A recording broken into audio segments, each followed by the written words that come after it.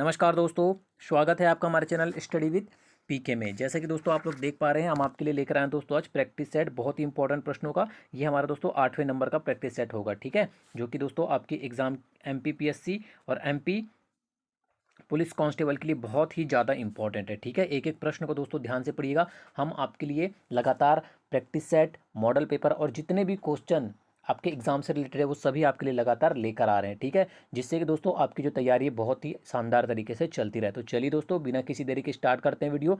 अगर आप चैनल को पहली बार देख रहे हो तो चैनल को सब्सक्राइब कर लीजिए और बेल आइकन पर प्रेस कर लीजिए, जिससे कि दोस्तों जैसे न्यू वीडियो डले आपको सबसे पहले उसका नोटिफिकेशन प्राप्त हो जाए। और दोस्तों वीडियो को अंत तक जरूर देखिएगा, सब प्रश्न आपके लिए बहुत ही ज़्यादा इंपॉर्टेंट है, ठीक है।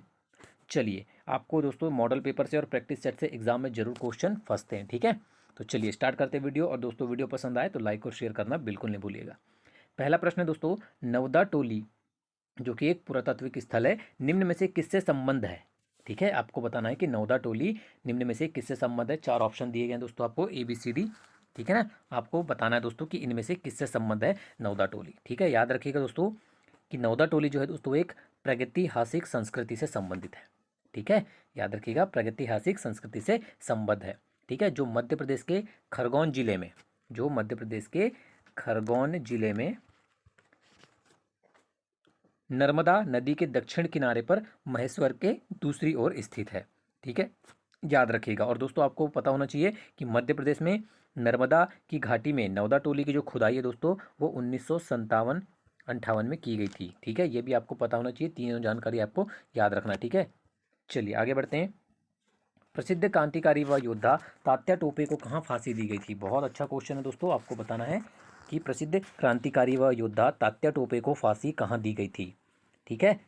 याद रखिएगा दोस्तों, इसे जो फांसी है इन्हें वो दी गई थी शिवपुरी में, ठीक है। याद रखिएगा, तात्या टोपे को फांसी शिवपुरी में दी गई थी, ठीक है। अगर एग्जाम में पूछ लिया जाए तो याद रखिएगा। और कब दी गई थी दोस्तों, 18 अप्रैल, ठीक है। आपको डेट भी याद रखना है, 18 अप्रैल 1859 को दी गई थी, ठीक है, फांसी। और कहाँ दी गई थी, तो शिवपुरी में दी गई थी।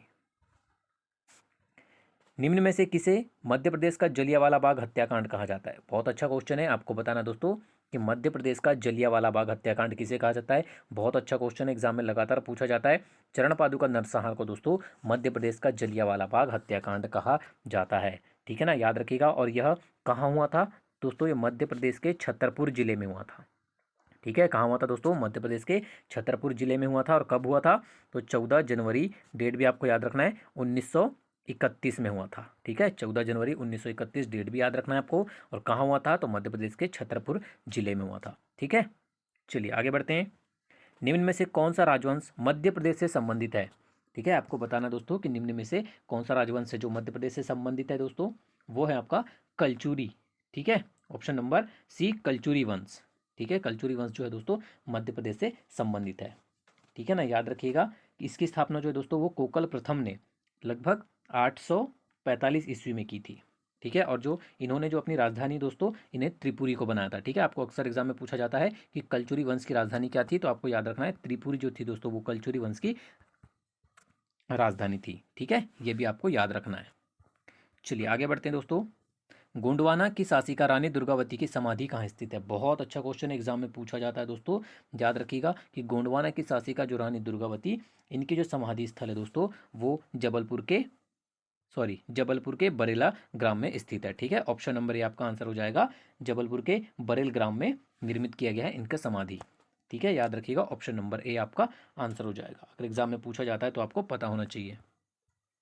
मदन महल कहाँ स्थित है। काफ़ी इजी क्वेश्चन दोस्तों, सभी को पता है कि मदन महल जो है वो मध्य प्रदेश के जबलपुर शहर में स्थित है, ठीक है। याद रखिएगा। और दोस्तों आपको पूछा जाता है कि मदन महल किसने बनवाया था, तो राजा मदन सिंह ने बनवाया था, ठीक है।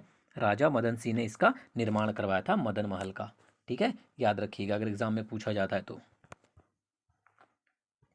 माइक्रोसॉफ्ट वर्ड निम्न में से किसका एक उदाहरण है। बहुत अच्छा क्वेश्चन है दोस्तों, आपको बताना है, सभी आपने यूज़ किया होगा माइक्रोसॉफ्ट वर्ड। अगर एग्जाम में पूछा जाता है दोस्तों तो आपको पता होना चाहिए कि जो माइक्रोसॉफ्ट वर्ड है वो एक क्या है दोस्तों, एप्लीकेशन सॉफ्टवेयर का उदाहरण है, ठीक है। MS वर्ड जो है दोस्तों वो एक एप्लीकेशन सॉफ्टवेयर का उदाहरण के अंतर्गत आता है, ठीक है। याद रखिएगा अगर एग्जाम में पूछा जाए तो। ग्वालियर के सिंधिया राजवंश के संस्थापक कौन थे? आपको बताना दोस्तों कि ग्वालियर के सिंधिया राजवंश के संस्थापक कौन थे। अगर एग्जाम में पूछा जाए तो याद रखिएगा रणोजी सिंधिया। ठीक है, रणोजी सिंधिया का आपको नाम याद रखना है। ठीक है ना, चलिए आगे बढ़ते हैं। कोरबा जनजाति की पंचायत को किस नाम से जाना जाता है? बहुत अच्छा क्वेश्चन है दोस्तों। कोरबा जनजाति की जो पंचायत होते हैं दोस्तों, उसे मैयारी के नाम से जाना जाता है। ठीक है, याद रखिएगा मैयारी के नाम से जाना जाता है। ठीक है, चलिए आगे बढ़ते हैं। निम्न में से केमर जनजाति का लोक नृत्य है। आपको दोस्तों केमर जनजाति का लोक नृत्य बताना है। ठीक है, वो है दोस्तों आपका त्रितिली। ठीक है, याद रखिएगा कि त्रितिली जो है दोस्तों मध्य प्रदेश में जो केमर जनजाति ना, इसका एक प्रमुख लोक नृत्य है। ठीक है, याद रखिएगा अगर एग्जाम में पूछा जाता है। देखिए दोस्तों ऐसे ही क्वेश्चन है जो एग्जाम में सिलेक्शन दिलाते हैं। ठीक है ना, बिल्कुल ध्यान में रखना है आपको। केमर जनजाति का लोक नृत्य पूछा जाएगा तो त्रितिली आपको याद रखना है। ठीक है, निम्न में से कौन सा एक सर्च इंजन नहीं है? ठीक है, आपको बताना दोस्तों कि निम्नलिखित में से कौन सा एक सर्च इंजन नहीं है।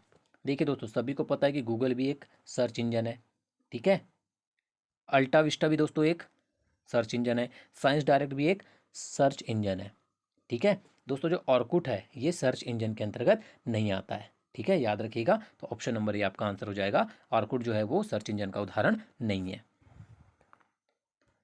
जब रक्त में ऑक्सीजन की सांद्रता में कमी होती है तो श्वास की गति, अब आपको बताना दोस्तों कि जब रक्त में ऑक्सीजन की सांद्रता की कमी हो जाती है तो श्वास की जो गति होती है दोस्तों वो कैसी हो जाती है? कम हो जाती है, बढ़ जाती है, परिवर्तित नहीं होती, या पहले घटती है और फिर बढ़ती है?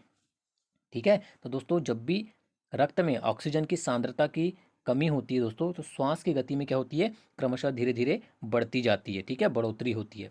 ठीक है ना, याद रखिएगा अगर एग्जाम में पूछा जाए तो आपको पता होना चाहिए। ऑप्शन नंबर बी आपका आंसर हो जाता है।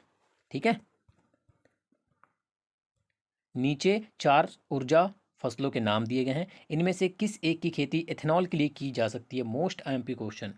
ठीक है, आपको बताना है दोस्तों कि नीचे चार ऊर्जा वाले फसलों के नाम दिए गए हैं आपको, इनमें से किस एक की खेती एथेनॉल के लिए की जा सकती है? बार बार एग्जाम में पूछा जाता है दोस्तों, याद रखिएगा वो है आपकी मक्का। ठीक है, मक्का की जो खेती है दोस्तों वो एथेनॉल के लिए की जा सकती है। ठीक है ना, याद रखिएगा क्योंकि मक्का में दोस्तों स्टार्च होता है जिसको एथेनॉल में रूपांतरित किया जा सकता है। ठीक है, याद रखिएगा। चलिए 14 नंबर क्वेश्चन देखते हैं। निम्न कथनों पर विचार कीजिए। आपको तीन कथन पढ़ना है दोस्तों, फिर आपको दिखाए जाएंगे कि इनका आंसर बताना है। ठीक है, हिमखंडों के खिसकने की प्रक्रिया को हिमस्खलन कहा जाता है। यह मुख्यतः हरिद्वार, चंडीगढ़ तथा जम्मू क्षेत्र में आता है। केदारनाथ आपदा का भी मुख्य कारण हिमस्खलन ही था।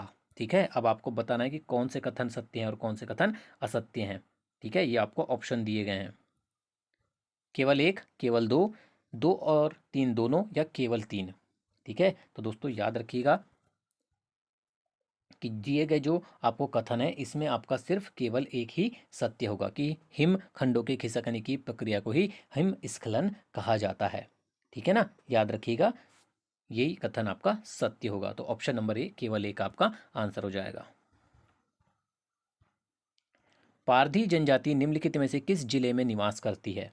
ठीक है, आपको बताना दोस्तों कि पारधी जनजाति जो है वो जो आपको जिले दिएंगे दोस्तों, इनमें से कहाँ कहाँ पर निवास करती है? तो याद रखिएगा दोस्तों पारधी जनजाति जो है वो आपके भोपाल में भी निवास करती है, रायसेन में भी निवास करती है और सीहोर में भी निवास करती है। ठीक है, तो आपका आंसर हो जाएगा दोस्तों ऑप्शन नंबर डी, उपयुक्त सभी में। ठीक है ना, एग्जाम के लिए बहुत अच्छा क्वेश्चन है, याद रखिएगा। चंदेल शासकों के समय मध्य प्रदेश के किस क्षेत्र को जेजा भुक्ति कहा जाता था? Most IMP question.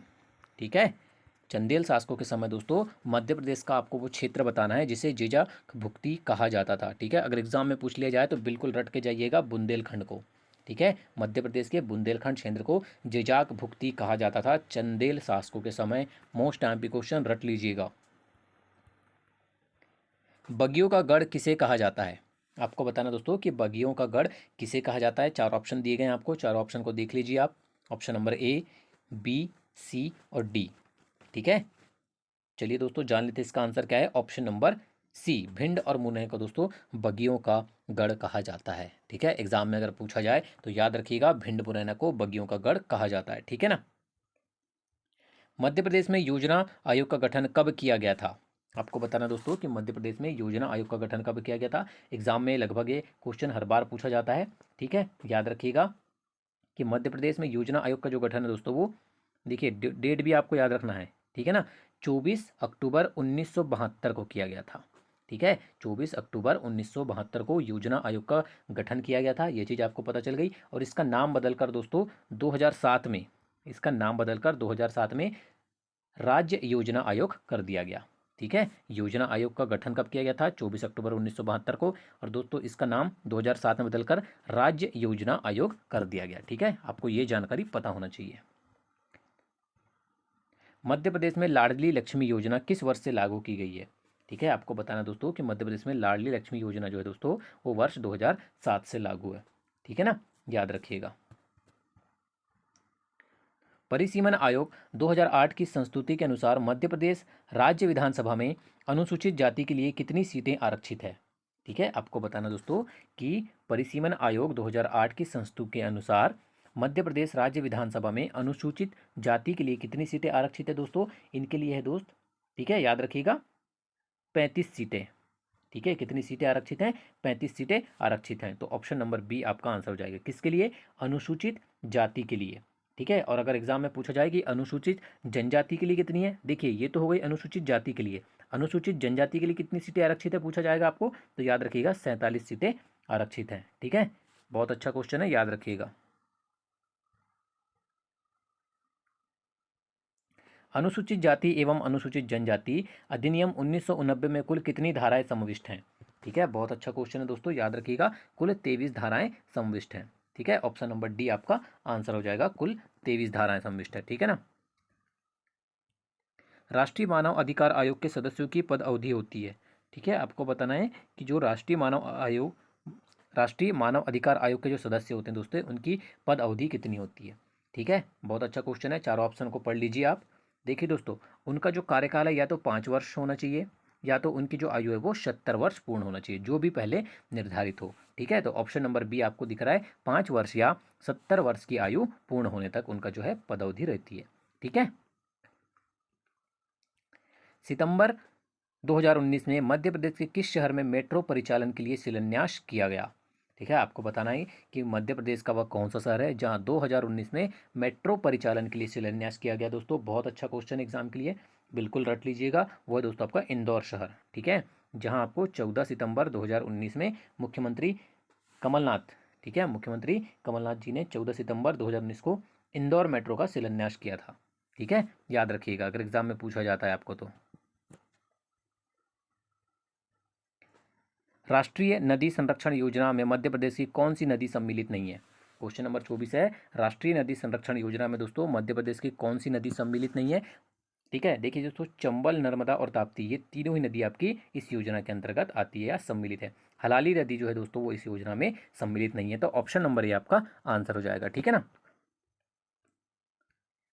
निम्न में से किस वस्तु द्वारा 7 वाहनों के शासन संचालन का पता चलता है? ठीक है, आपको ऑप्शन नंबर बताना है दोस्तों ABCD में से कि किस वस्तु के द्वारा 7 वाहन वंशों के शासन संचालन का पता चलता है। ठीक है, तो एग्जाम में अगर पूछा जाए तो याद रखिएगा दोस्तों, तांबे के सिक्के से पता चलता है यह। ठीक है, ऑप्शन नंबर ये आपका आंसर हो जाएगा, तांबे के सिक्कों से पता चलता है। ठीक है ना। होलकर क्रिकेट एसोसिएशन की स्थापना कब और कहाँ हुई थी? ठीक है, सभी को पता है दोस्तों कि इसकी स्थापना जो है कब और कहाँ हुई थी, काफ़ी बार एग्जाम में पूछा जाता है।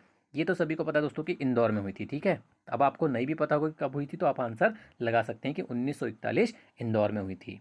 ठीक है ना, याद रखिएगा।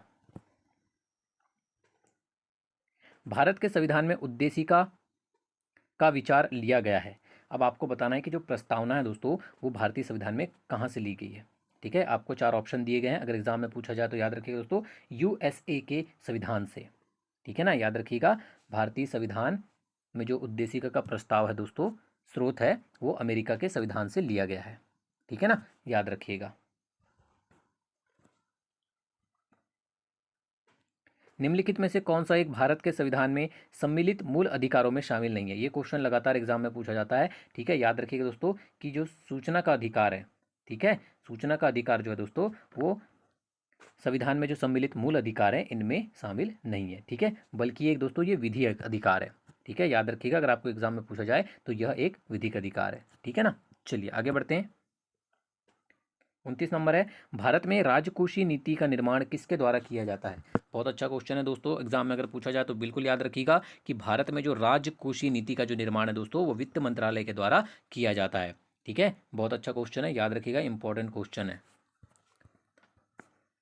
नरेंद्र हिरवानी किस खेल से संबंधित है, ये क्वेश्चन बार बार पूछा जाता है दोस्तों, आपको एमपीजीके के अंतर्गत ये क्वेश्चन बार बार पूछा जाता है। ठीक है, कि नरेंद्र हिरवानी का संबंध किस खेल से है, तो याद रखिएगा दोस्तों, नरेंद्र हिरवानी जो है दोस्तों वो क्रिकेट से संबंधित खिलाड़ी है। ठीक है, याद रखिएगा।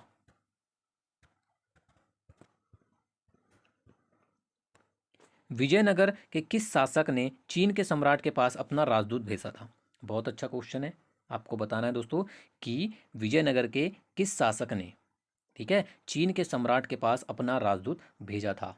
ठीक है, तो याद रखिएगा दोस्तों, अगर आपको एग्जाम में पूछा जाए तो इसका आंसर होगा दोस्तों ऑप्शन नंबर बी, बुक्का प्रथम ने। ठीक है, बुक्का प्रथम ने सम्राट, चीन के सम्राट के पास अपना राजदूत भेजा था। ठीक है ना, अगर एग्जाम में पूछ लिया जाए तो बिल्कुल आपको पता होना चाहिए। चलिए आगे बढ़ते हैं। ब्रिटिश संसद का सदस्य बनने वाला पहला भारतीय कौन था। बहुत अच्छा क्वेश्चन है, ब्रिटिश संसद का सदस्य बनने वाला जो प्रथम भारतीय थे दोस्तों, पहला भारतीय थे, वो थे आपके ऑप्शन नंबर सी, दादा भाई नौरोजी। ठीक है, याद रखिएगा, दादा भाई नौरोजी, जो कि 1892 में नौरोजी लिबरल पार्टी से फिन्सबुरी सेंट्रल से चयनित होने वाले पहले ब्रिटिश भारतीय संसद बने थे। ठीक है, याद रखिएगा।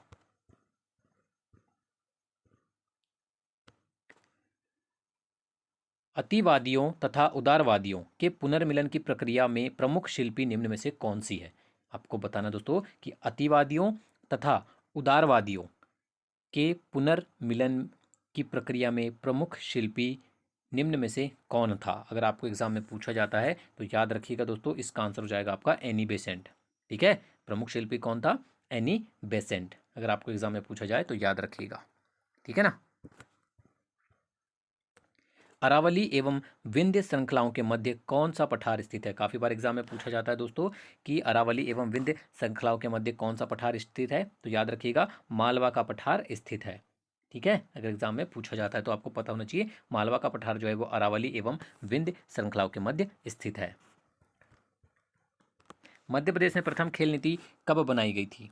ठीक है, काफ़ी इंपॉर्टेंट क्वेश्चन है और काफ़ी इजी क्वेश्चन है, लगातार एग्जाम में पूछा जाता है, तो आपको याद रखना है दोस्तों कि मध्य प्रदेश में प्रथम खेल नीति जो है दोस्तों वो 1990 में बनाई गई थी। ठीक है, ऑप्शन नंबर बी याद रखिएगा।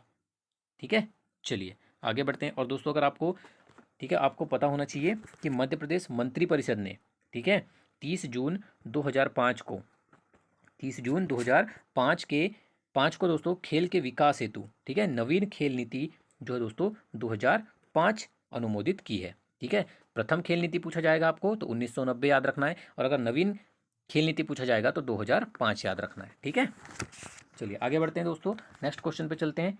36 नंबर क्वेश्चन है आपका, निम्नलिखित में से किसको ज्वालामुखी पर्वतमाला कहा जाता है। ठीक है, आपको बताना दोस्तों कि निम्नलिखित में से किसको ज्वालामुखी पर्वतमाला कहा जाता है। अगर एग्जाम में पूछ लिया जाएगा तो याद रखिएगा, परिप्रशांत कटिबंध। ठीक है, परिप्रशांत कटिबंध को ज्वालामुखी पर्वतमाला कहा जाता है। ठीक है, अगर एग्जाम में पूछ लिया जाए तो आपको आंसर पता होना चाहिए। ठीक है,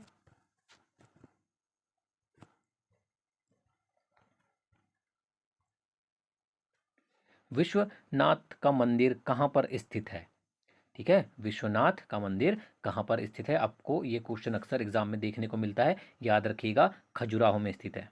ठीक है, विश्वनाथ का मंदिर दोस्तों खजुराहो में स्थित है, आपको पता होना चाहिए। आगे बढ़ते हैं। राज्य आयोग अपना वार्षिक प्रतिवेदन किसके समक्ष प्रस्तुत करता है। ठीक है, आपको बताना है कि राज्य आयोग अपना वार्षिक प्रतिवेदन जो है दोस्तों वो किसके समक्ष प्रस्तुत करता है। अगर एग्जाम में पूछा जाता है तो आपको याद रखिएगा दोस्तों, राज्य सरकार के प्रति। ठीक है, याद रखिएगा, राज्य आयोग अपना वार्षिक प्रतिवेदन राज्य सरकार के समक्ष प्रस्तुत करता है, ऑप्शन नंबर बी आपका आंसर हो जाएगा। ठीक है ना। झूमिंग कृषि करते हैं, अब आपको बताना दोस्तों कि झूमिंग कृषि करते हैं, काफ़ी बार एग्जाम में ये क्वेश्चन पूछा जाता है। ठीक है, या झूम खेती भी पूछा जाता है आपको, तो दोस्तों उत्तर पूर्वी राज्य मेघालय में निवास करने वाली, ठीक है, आपको पूछा जाता है कि झूमिंग खेती किस राज्य में की जाती है या कहाँ की जाती है, झूम खेती किस राज्य में की जाती है। तो दोस्तों आपको पहले तो याद रखना है कि मेघालय में की जाती है। अभी आपको यहाँ पूछा गया है कि ये किसके द्वारा की जाती है, तो याद रखिएगा दोस्तों मेघालय। ठीक है, मेघालय में निवास करने वाली जो खासी जनजाति रहती है, ठीक है, खासी जनजाति के लोग यह खेती करते हैं। ऑप्शन नंबर बी आपका आंसर हो जाएगा। ठीक है ना, चलिए आगे बढ़ते हैं दोस्तों। 40 नंबर क्वेश्चन देखते हैं। बोकारो का तापीय बिजली घर कहाँ स्थित है।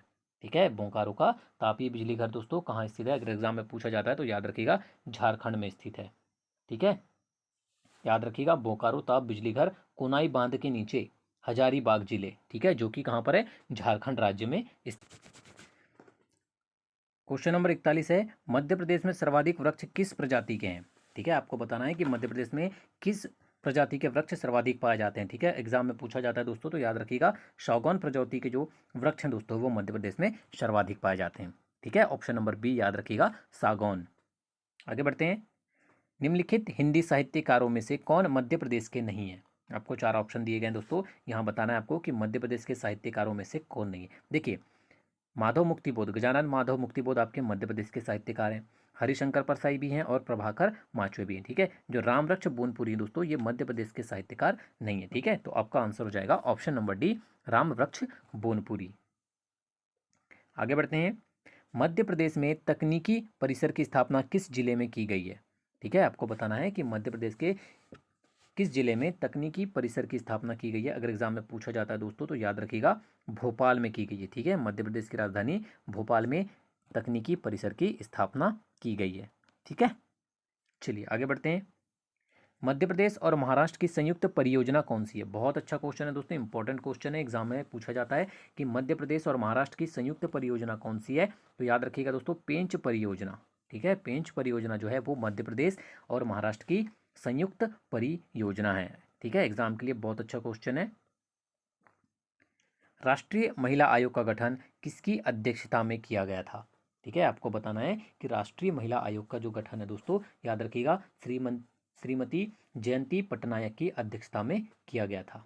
ठीक है, याद रखिएगा ऑप्शन नंबर सी आपका आंसर हो जाएगा श्रीमती जयंती पटनायक। 46 नंबर क्वेश्चन है, 23 फरवरी 2007 को गठित बाल अधिकार संरक्षण आयोग के प्रथम अध्यक्ष किसको बनाया गया था। ठीक है, आपको बताना है कि 23 फरवरी 2007 को गठित बाल अधिकार संरक्षण आयोग की जो प्रथम अध्यक्ष थी दोस्तों वो थी शांता सिन्हा। ठीक है, ऑप्शन नंबर ए आपका आंसर हो जाएगा। ठीक है, याद रखिएगा जो कि दोस्तों एक, ठीक है, जो कि एक 7 सदस्यीय आयोग है। ठीक है, ये भी आपको पता होना चाहिए। चलिए आगे बढ़ते हैं। नियंत्रक एवं महालेखा परीक्षक कैग के कार्य एवं शक्तियों का वर्णन किस अनुच्छेद में किया गया है। दी मोस्ट आईएमपी क्वेश्चन दोस्तों, बिल्कुल रट के जाइएगा, अनुच्छेद 149 में। ठीक है, कैग का जो आपको कार्य एवं शक्तियों का जो वर्णन है दोस्तों वो अनुच्छेद 149 में किया गया है। ठीक है, याद रखिएगा। और दोस्तों आपको पता होना चाहिए कि जो कैग होता है, ठीक है, वो लोक निधि का संरक्षक होता है। ठीक है, तो ऑप्शन नंबर बी 149 याद रखिएगा अनुच्छेद नंबर। क्वेश्चन नंबर 48 देखते हैं। केंद्रीय सत्कर्ता आयोग के आयुक्त का चयन किया जाता है। ठीक है, किसके द्वारा किया जाता है दोस्तों, याद रखिएगा प्रधानमंत्री की अध्यक्षता वाली समिति के द्वारा किया जाता है। ठीक है, अगर एग्जाम में पूछा जाता है तो आपको पता होना चाहिए। 49 नंबर क्वेश्चन देखते हैं। केंद्रीय सूचना आयोग की प्रथम महिला अध्यक्ष कौन थी। ठीक है, केंद्रीय सूचना आयोग की प्रथम महिला अध्यक्ष बताना है आपको, अगर एग्जाम में पूछा जाता है तो दीपक संधू का नाम आपको पता होना चाहिए। ठीक है, याद रखिएगा अगर एग्जाम में पूछ लिया जाए तो। चलिए आगे बढ़ते हैं दोस्तों। आज का लास्ट क्वेश्चन है, शिवाजी के छोटे बेटे का नाम बताइए जो तीसरे छत्रपति थे। ठीक है, शिवाजी के छोटे बेटे का जो नाम था दोस्तों वो था राजा राम। ठीक है, जो कि तीसरे छत्रपति थे। ठीक है, अगर एग्जाम में पूछ लिया जाता है तो आपको इनका नाम पता होना चाहिए, राजा राम। ठीक है, तो ये थे दोस्तों आज के बहुत ही इंपॉर्टेंट क्वेश्चन जो कि आपके आगामी एग्जाम के लिए महत्वपूर्ण है। तो वीडियो को अंत तक देखने के लिए धन्यवाद दोस्तों। वीडियो पसंद आया हो तो लाइक और शेयर जरूर कीजिएगा दोस्तों। इसी तरह की लगातार वीडियो पाने के लिए हमारे चैनल को सब्सक्राइब जरूर कीजिएगा। धन्यवाद।